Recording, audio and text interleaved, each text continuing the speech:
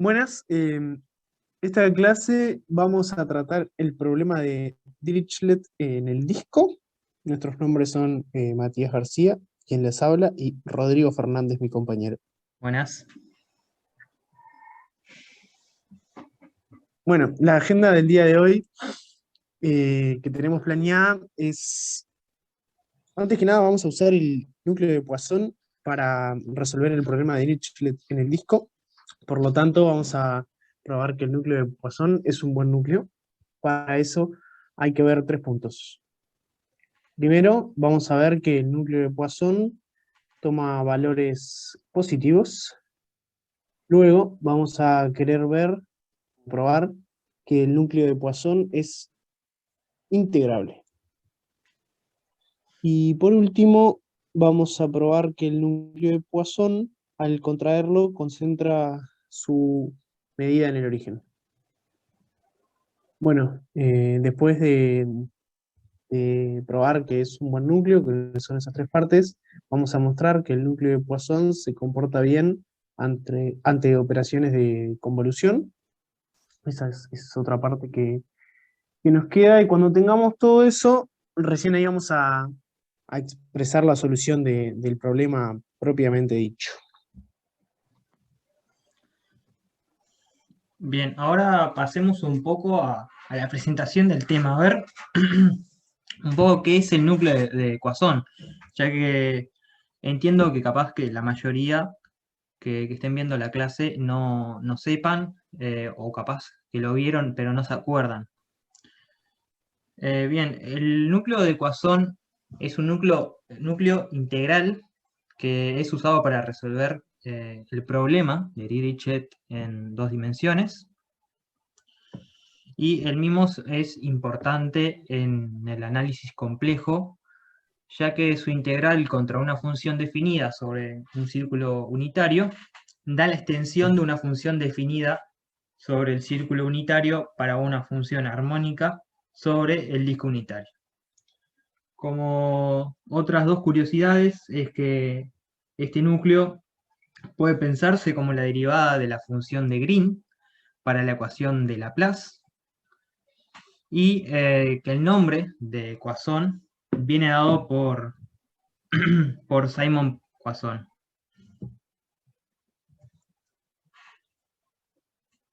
Bueno, en el plano complejo, nosotros vamos a usar el núcleo de Poisson para resolver el problema de Dirichlet en el disco, ¿no? En R2, en un plano. Entonces, en el plano complejo, que es donde lo queremos, el núcleo de Poisson para un disco unitario es el siguiente. Vamos a escribirlo como P sub R de T, que es la serie de los radios multiplicados por la exponencial compleja, ¿no? La serie de cada uno de ellos, la sumatoria, digo. Y bueno, y que es lo mismo que expresarlo de esta manera, que lo tenemos aquí, como 1 menos r al cuadrado sobre 1 menos 2r por coseno de t más r cuadrado. Hay que tener en cuenta que siempre r tiene que ser mayor o igual que 0 y menor que 1. Bueno, eso era un poquito de notación nomás. Bien, ahora veamos una de las primeras condiciones para que el núcleo de Poisson sea un buen núcleo, que es que tome valores positivos. Bien, para todo t y con r perteneciente entre 0 y 1, podemos observar que el valor absoluto, el módulo de 2r coseno de t, es siempre menor o igual que 1 más r cuadrado. Entonces, si recordamos como vimos en la diapositiva anterior, el núcleo de Poisson expresado de esta forma, vemos que el numerador 1 menos r cuadrado siempre va a ser positivo, ya que r está entre 0 y 1. Y el denominador, como vimos que 2r coseno de t, el valor absoluto de eso, es siempre menor o igual que 1 más r cuadrado, 1 más r cuadrado, entonces también va a ser siempre positivo. Por ende, como el numerador y el denominador siempre son positivos, concluimos que el núcleo de Poisson es mayor o igual a 0 para todo t y para todo r perteneciente entre 0 y 1, si en un intervalo abierto. Bueno, ahora pasemos a probar que el núcleo de Poisson es integrable. Bueno, primero que nada, si tenemos una función f que la podemos escribir como su serie o sea, la serie de la sumatoria de los coeficientes c sub n multiplicados por la exponencial elevado a la i, el número complejo i por n por x. Bueno, esa función va a ser continua, periódica, y bueno, podemos aplicar esta definición a la serie de Fourier, ¿no? De lo que estábamos diciendo, que es lo que se ve aquí arriba. Afirmamos que para todo R, las condiciones que queremos que se cumplan siempre, ¿no? Que sea menor a 1 y mayor a 0, la serie que vemos acá, C sub n, R, el radio elevado al valor absoluto de n, por E elevado a la INX, converge, y bueno, y más aún que converge absolutamente, ¿no? Bueno, esto es, como f es continua, los C sub n, que son los coeficientes de los radios que queremos, son una sucesión uniforme y acotada, y como R siempre va a ser menor estricto que 1, entonces podemos acotar esa serie de la multiplicación de los coeficientes por los radios elevados a la n en valor absoluto, van a ser menores o iguales, o sea, acotados por un número c, y la sumatoria nuevamente de los radios elevados a la n en valor absoluto. Eso va a ser siempre acotado, entonces va a ser siempre menor que infinito, que bueno, que es lo que nos interesa. Para estudiar el comportamiento cuando el radio tiende a 1 por la izquierda, vamos a definir este a sub r de una función f, la función f que habíamos definido anteriormente. Este a sub f es la convergencia para Abel. Y bueno, que la convergencia de Abel después podemos hablar un poquito, pero sé que hay otros videos que hablan de eso, y en el curso ya se ha hablado de eso, así que bueno, más o menos tenemos ahí una noción de lo que es la convergencia de Abel, que vamos a usar acá. Bueno, ese a sub r de la función f lo vamos a definir como la serie de los coeficientes de los radios elevados a la n por e a la inx, que eso ya lo habíamos visto antes. Y bueno, y para el estudio de la convergencia, en el sentido de Abel,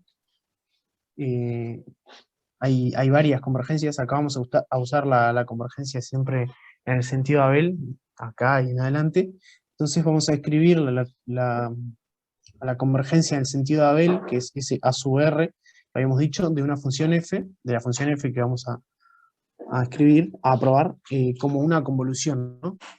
Ahora basta notar que la r de f de x es igual a esto de acá. Acá lo que hicimos, no se asusten, es sustituir este coeficiente de Fourier, c sub n, por cómo se calcula. No sé si se recuerdan que se calcula esos coeficientes de Fourier como 1 sobre 2pi por la integral de menos pi a pi de f de t por la exponencial a la menos i n de t.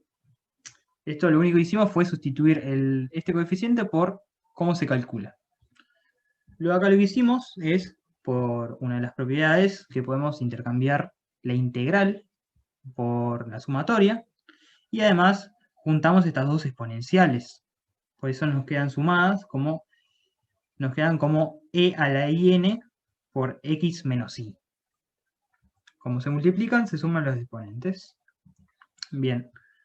Luego vemos que esto tiene mucha relación como habíamos definido, una de las formas como definimos al núcleo de Poisson. Entonces lo sustituimos y nos queda lo siguiente, que esto es igual a 1 sobre 2pi por la integral de menos pi a pi del núcleo de Poisson evaluado en x menos t por f de t. Y esta integral tiene mucha pinta a la definición de la convolución. Así es como se define. Eso lo van a ver ahora un poquito más adelante que mi amigo Matías lo va a comentar un poquito más. Bien, ahora pasemos a lo que queríamos en sí.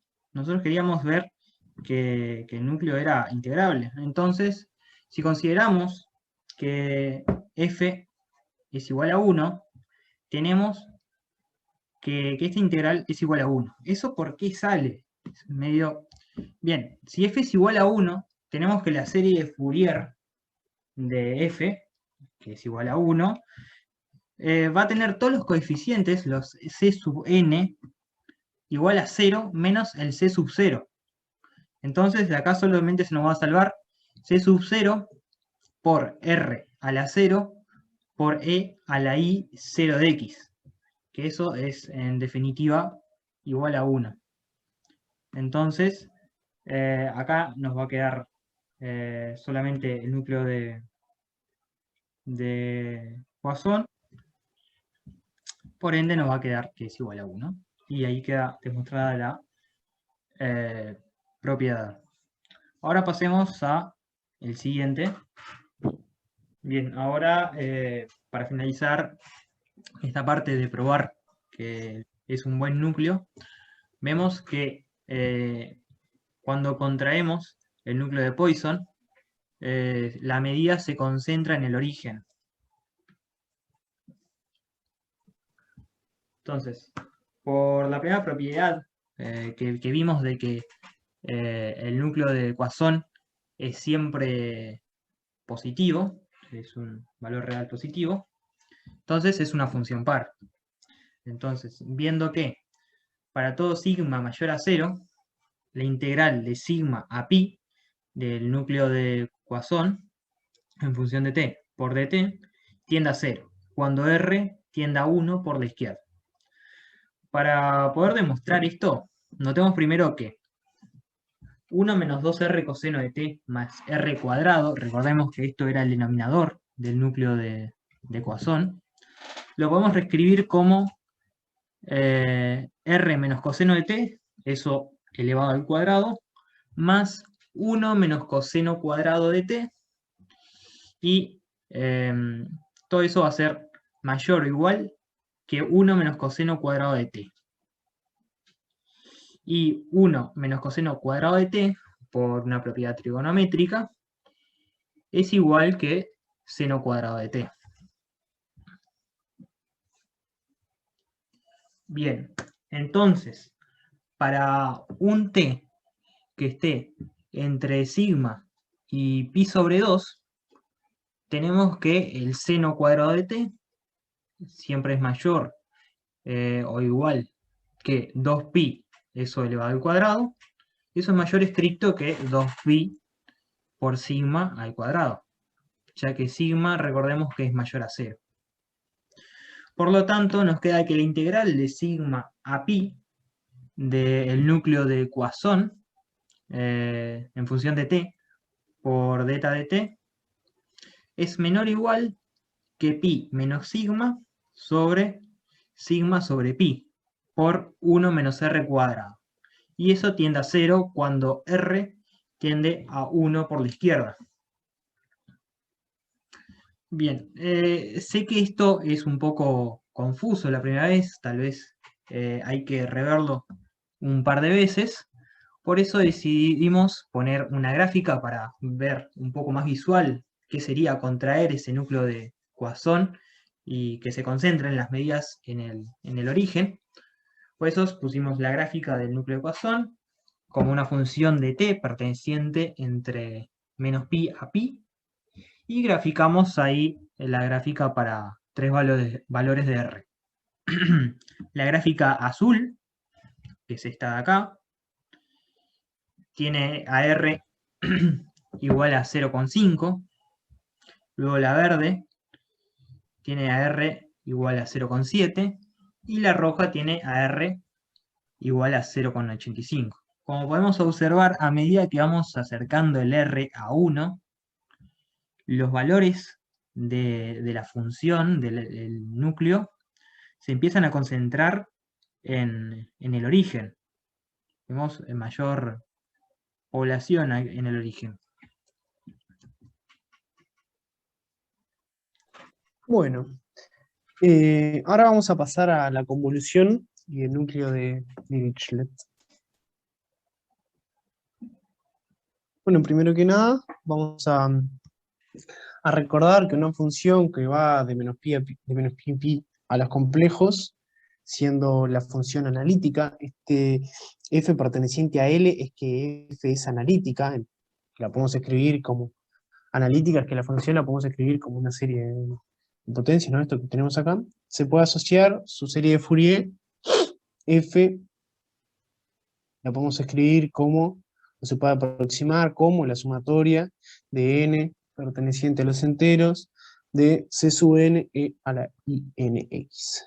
Y bueno, y el c sub n se puede escribir como 1 sobre 2pi, la integral entre menos pi y pi de f de x por e a la menos i en x. Diferencial x, ¿no? Estamos integrando en x. Y ahora vamos a poder extender, siempre vamos a poder extender de manera periódica esta función a los reales.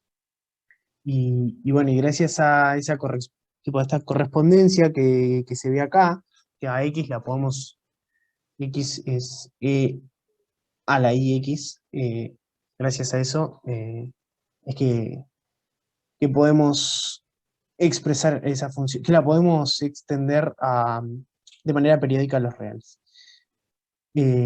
Bueno, esa función la vamos a escribir de S elevado a la 1, es la circunferencia unitaria, o sea, la circunferencia con radio 1, de esta f va a ir de la circunferencia unitaria a los complejos. Entonces, cuando hablamos de que f es continua, entendemos que la continuidad vale en la circunferencia unitaria, o en, o lo que es lo mismo, a la extensión periódica de f en los reales, ¿no? Bueno, vamos a recordar lo que es la convolución, por si alguno no sabe, o no se acuerda, o está medio perdido. La convolución, acá tenemos la definición de la convolución, que es que dadas dos funciones, f y g, que van de los reales a los complejos, son periódicas de periodo 2pi, en este caso, ¿no? Tales que las funciones se pueden, bueno, pertenecen a L1, que era eso de que se podían escribir como una serie de potencias. Definimos a la convolución como la convolución de f convolución g de x, es importante notar la variable acá, ¿no? De la integral entre menos pi y pi, ¿no? Del periodo de f de i, cambió la variable, estamos en i ahora, ¿no? Por g de x menos i, y integramos con respecto a i. Esa es la definición de la convolución. Cualquier cosa que no quede claro, igual vamos a estar respondiendo dudas, si es que quieren, o abiertos a preguntas luego por mensaje, por mail, como quieran. Bueno, es importante esta observación que vemos aquí, ¿no? Que la integral de g en los reales es 1, ¿no? Entonces la convolución de f con g es un promedio, o sea, ¿cuándo sucede esto de que la integral de g es 1? La convolución de f con g es lo mismo que un promedio de la función alrededor de ese punto que llamamos x, ¿no? Del punto x. Bueno, nuestro objetivo es ver que, dada una serie de Fourier asociada a una función f, esta converge, y si es que converge, que converge a f. Bueno, el primer resultado sale casi inmediato, ¿no? Habría que ver que f es derivable en x, y con eso ya tenemos que la serie de Fourier converge puntualmente a f en x, ¿no? Cuando es derivable ya lo podemos sacar rápido. Para esto vamos a definir las sumas parciales, sumatoria de n de la función f, la vamos a definir como la sumatoria de menos n a n de los coeficientes c sub n por e a la i en x. Y bueno, vamos a probar que se puede representar como una convolución. Bueno, esto es más que nada por la notación que usamos, que bueno, una notación nomás. SNF va a ser lo mismo que las sumatorias parciales en n de la función. Bueno, SNF, que es lo que habíamos hablado recién, las sumatorias parciales de n de la función f, se escriben de esta forma, ¿no? La sumatoria de menos n a n de los coeficientes c sub n por e a la i en x. Bueno, lo que es lo mismo, podemos escribir al c sub n, ¿se acuerdan que antes habíamos dicho cómo era que se escribía c sub n? Lo podemos escribir como 1 sobre 2pi, la integral de menos pi a pi de f de t, por e a la i en t de t. Entonces ahora operando, vamos a poner la sumatoria adentro y a multiplicar las exponenciales, que multiplicar las exponenciales es sumar los exponentes, ¿no? Entonces nos estaría quedando 1 sobre 2pi, la integral, bueno, y eso que ven acá, no lo voy a decir todo, es eso que ven ahí. Tal, lo importante es ver que ahora queda la sumatoria del e, el número e, ¿no? Bueno. Es una convolución, pero nos interesa encontrar la expresión explícita, ¿no? Que dependa de n, que no involucre, bueno, esto que dice acá, que no involucre más sumas. Para esto, si n es distinto a 2pi, 2πm está acá, con m perteneciente a los enteros, vamos a poder escribir este d sub n va a ser de ahora en más, vamos a llamar al núcleo de Dirichlet como d sub n, y va a ser,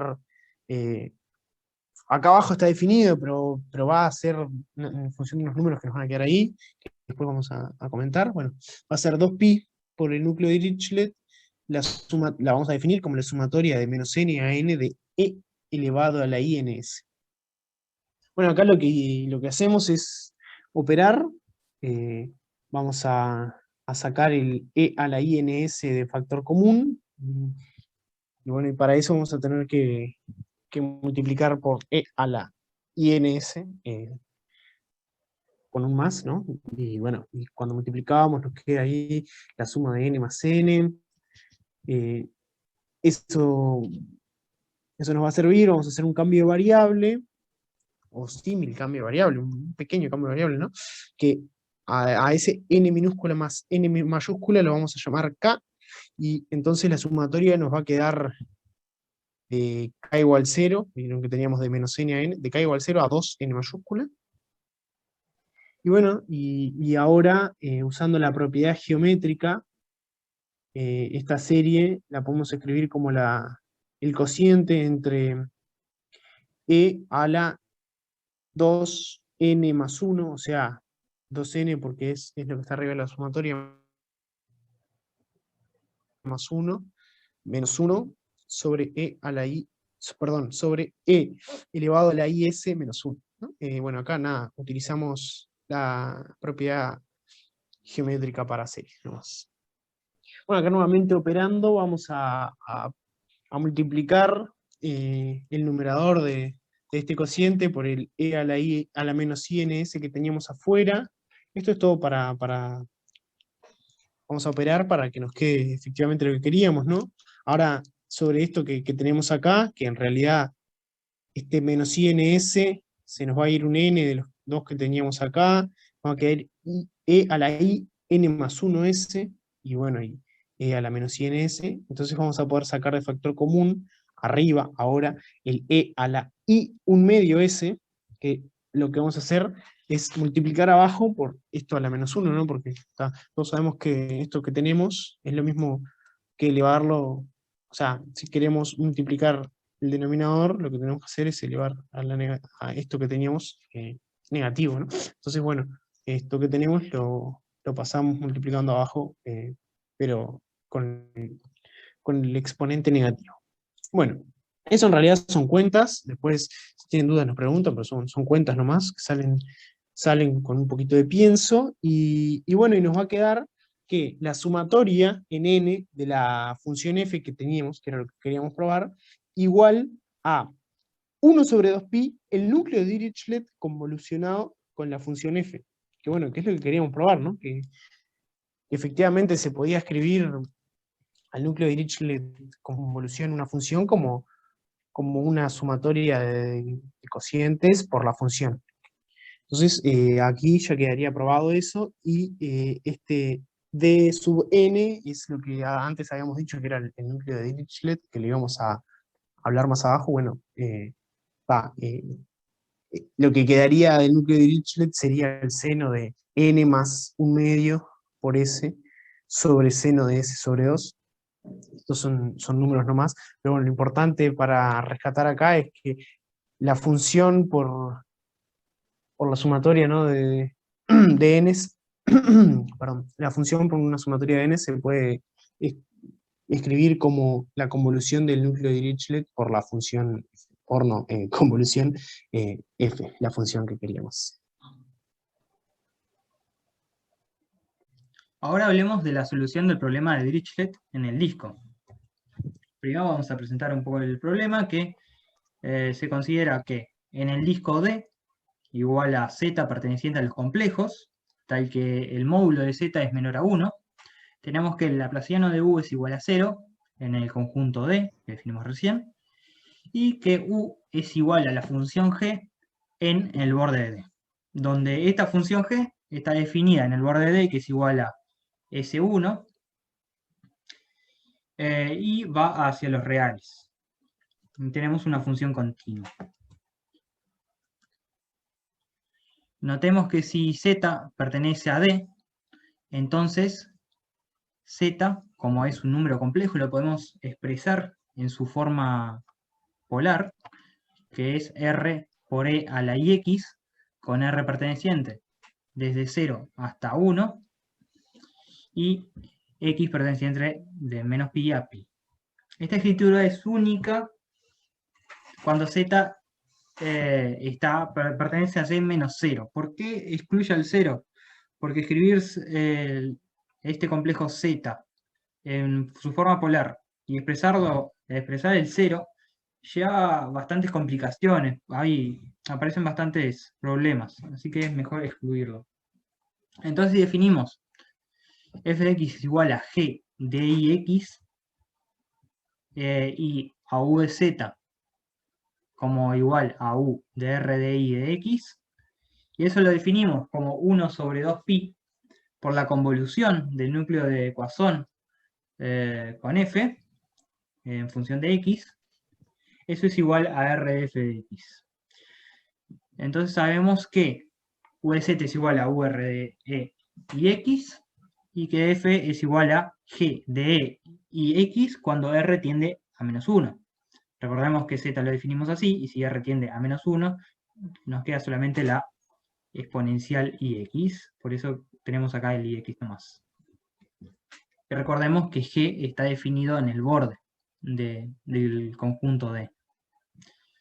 Bien, si vemos esto acá, no es nada nuevo, porque si están viendo la clase con atención, estas cosas un poco ya las vimos. Esto lo habló Mati en la convolución, que habló un poco.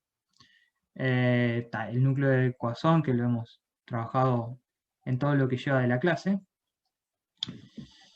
Bien, ahora probemos que U es armónica, es decir, que la presión de U es igual a 0. Y para eso vamos a ver qué es la parte real de una función analítica. Bueno, para eso vamos a recordar que esta observación, que bueno, que vamos a ver ahora juntos, que si f toma valores reales, podemos pasar de la forma exponencial a la trigonométrica, observando que el conjugado de c sub n es igual a c sub menos n. Bueno, para eso vamos a escribir a f como la sumatoria de n igual menos infinito a menos 1 de c sub n por e a la inx más c sub 0, el coeficiente con n igual 0, tenemos que dar solito ahí, o la sumatoria de n igual 1 a infinito de c sub n de e por e elevado a la inx. Bueno, que es esta forma que lo tenemos escrito acá, ¿no? Ahora para pasar aquí abajo, vamos a tener en consideración que nosotros estábamos evaluando n en números negativos, ¿no? De menos infinito a menos 1.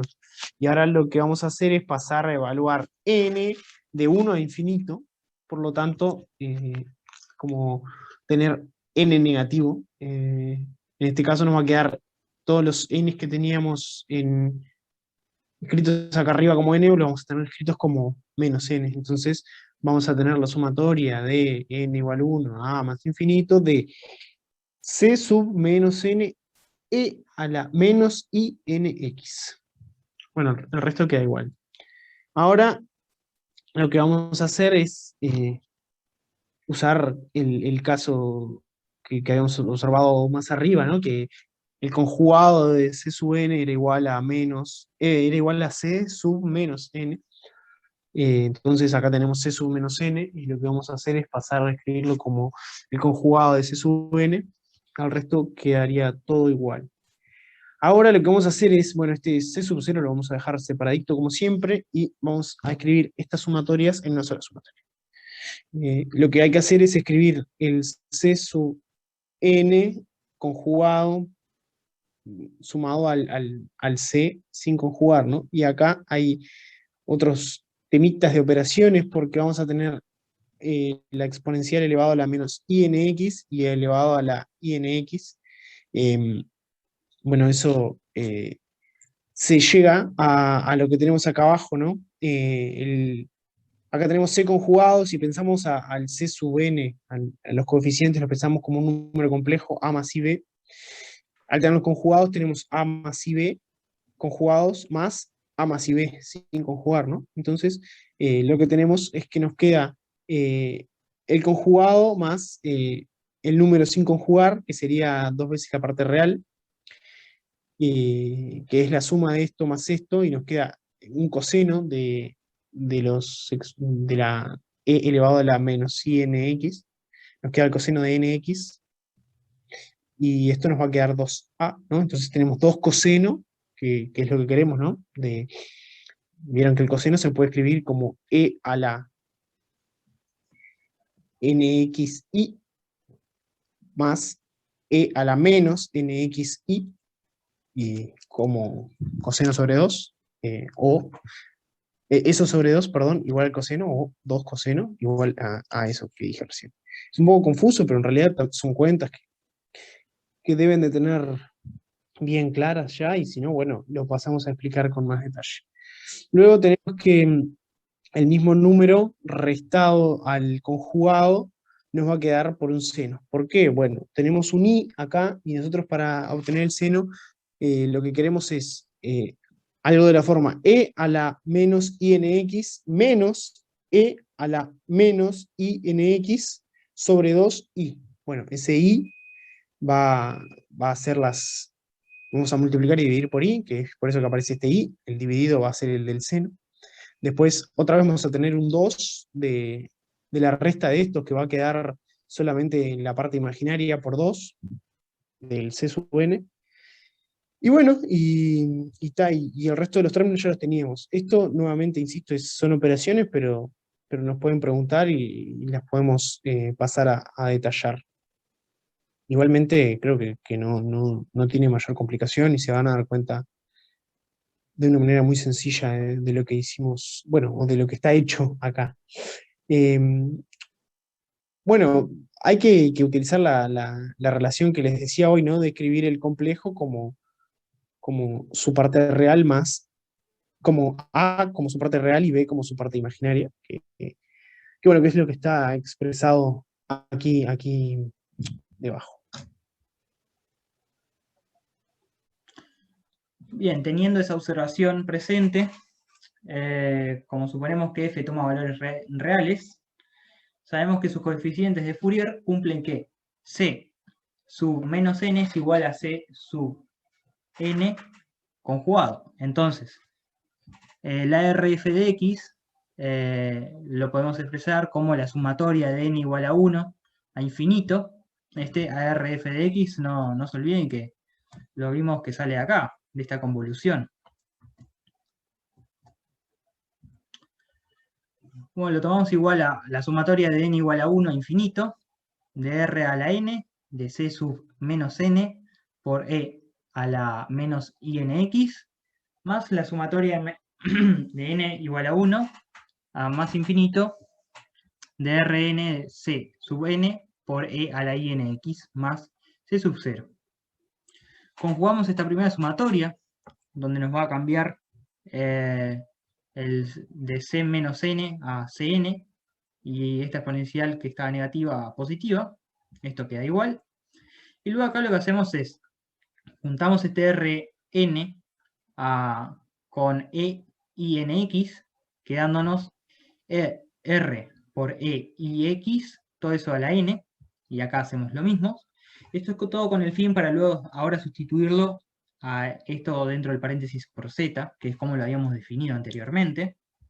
Entonces nos queda que U de Z es igual a C0 más la sumatoria de n igual a 1 hasta más infinito de C sub n por Z a la n más esa misma sumatoria conjugada. Ahora, como la serie es absolutamente convergente, si definimos un f de z igual a c0 más 2 por la sumatoria de n igual a 1 más infinito de c sub n de z a la n, entonces tenemos que f es analítica en el conjunto D, por lo que la parte real de f es una función armónica. Pero la parte real de f es igual a f más f conjugado sobre 2, que es igual a u de z, por lo que verifica la ecuación de Laplace es igual a 0 en D, como queríamos ver. Básicamente acá lo que tenemos es que al transportar las series de Fourier, resulta que justo coincide con una función holomorfa o analítica dentro del disco. Como es una función holomorfa en el disco, satisface las ecuaciones de Cauchy-Riemann y por ende son armónicas. O sea que verifica la ecuación de Laplace es igual a 0. Bueno, no sé si Mati querías agregar algo sobre esto. Bueno, no, me parece que quedó muy bien todo. Cualquier cosa, bueno, muchas gracias por escuchar, por ver la clase. Esperemos que se haya entendido todo y quedamos abiertos a dudas. Ahí dejamos nuestros correspondientes mails por si nos quieren escribir. Bueno, también pueden preguntar en el grupo que estamos o bueno, por cualquier medio que sea, comunicarse con nosotros por si quedaron dudas, por si algo no se entendió, o bueno, capaz que nada, les interesó el tema y quieren interiorizarse un poco más, como nosotros ya hemos leído y hemos investigado para dar esta clase, podemos ayudarlos o decirle de dónde sacamos información y esas cosas. Estamos disponibles, estamos abiertos a dudas, consultas o cualquier inquietud que tenga. Muchas gracias.